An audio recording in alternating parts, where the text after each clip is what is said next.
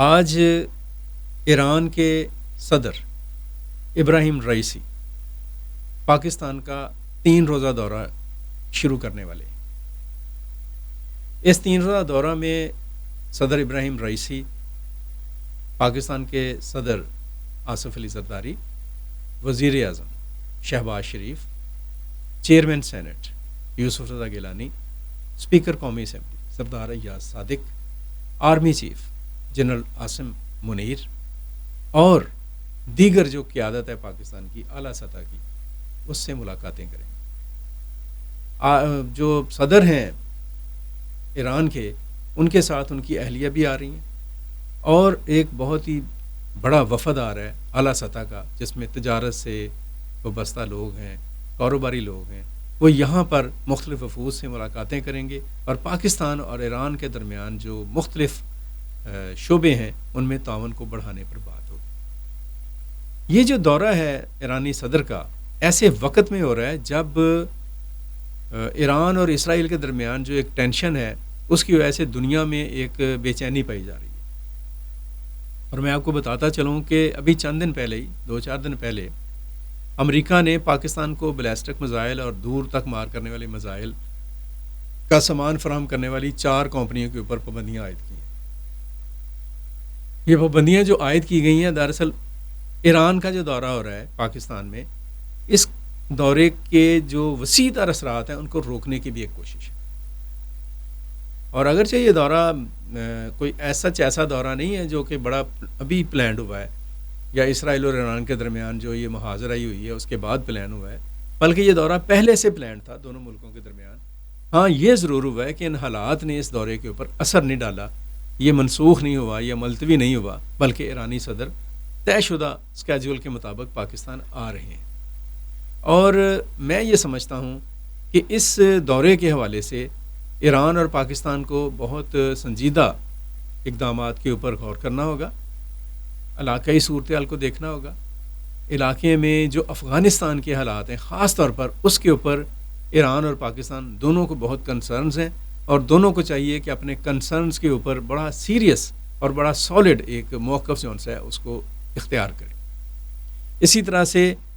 جو مشرق وسطیٰ ہے، اس کے جو حالات ہیں، اور جو غزہ کی جو جنگ اور لڑائی ہے، اس کی وجہ سے اس کے اوپر جو اثرات مرتب ہو رہے ہیں، اور ایران اور اسرائیل کے درمیان جو ایک نیا یہ تنازع پیدا ہوا ہے، اس کے اوپر بھی بات ہونی چاہیے۔ اس حوالے سے بھی دونوں ممالک کو گفتگو کرنی چاہیے، بڑی ڈیٹیل کے ساتھ، بڑی ڈیپتھ ایک ڈائلاگ کی ضرورت ہے۔ خاص طور پر اس جو صورتحال ہے، اس کے اثرات پڑ سکتے ہیں پاکستان اور ایران کا جو پائپ لائن پلان ہے۔ وہ ایران کی طرف سے تو مکمل ہو چکا ہے، لیکن پاکستان نے بھی یہ بھی ریسنٹلی کچھ ہفتے پہلے یہ فیصلہ کیا تھا کہ ہم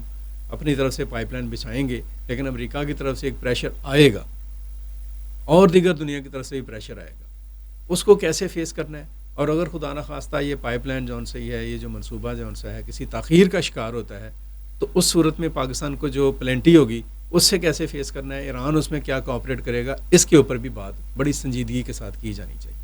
اور ہونی چاہیے۔ ساتھ ساتھ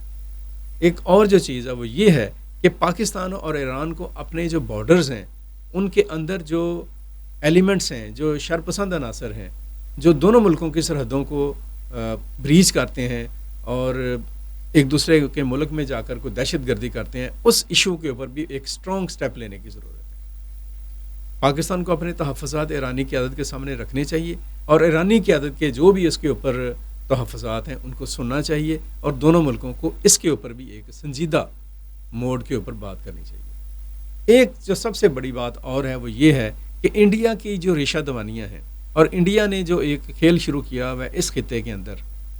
جنوبی ایشیا میں اور وسط ایشیا میں اور مڈل ایسٹ میں، ایران کے ذریعے سے یا ایران میں انڈائریکٹ بیٹھ کر، اس کے اوپر بھی پاکستان کو ایک سنجیدہ نوٹ کے اوپر بات کرنے کی ضرورت ہے۔ بہت ضروری ہے کہ اس ایشو کو دیکھا جائے، خاص طور پر کشمیر کے معاملے پر۔ اور اچھی بات ہے، خوش آئند بات ہے کہ ایران آلریڈی کشمیر کے مسئلے پر پاکستان کے موقف کی بھرپور حمایت کرتا ہے۔